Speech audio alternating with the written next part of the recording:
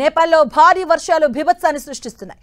వరదలు పోటెత్తుతున్నాయి. కొండ చర్యలు విరిగిపడ్డాయి. ఈ ప్రమాదంలో నేపాల్లో ఇప్పటివరకు 51 మంది ప్రాణాలు కోల్పోయారు. భారత్ సరిహద్దుల్లో మరో 20 మంది మృతి చెందారు. మొత్తంగా వరదల ప్రభావానికి 70 మంది మృతి చెందినట్లు అధికారులు ప్రకటించారు. 3 రోజులుగా నేపాల్లో భారీగా వర్షాలు కురవడంతో నదులు ఉప్పొంగి ప్రవహిస్తున్నాయి.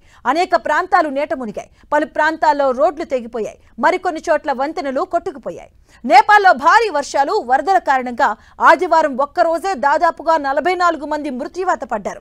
మరోవైపు ఇలాం జిల్లాలో కొండ చర్యలు విరిగిపడి ఏకంగా 37 మంది మృతి చెందారు. భారీగా వర్షాలు కురవడంతో కొండ చర్యలు విరిగిపడ్డాయని తెలిపారు అధికారులు.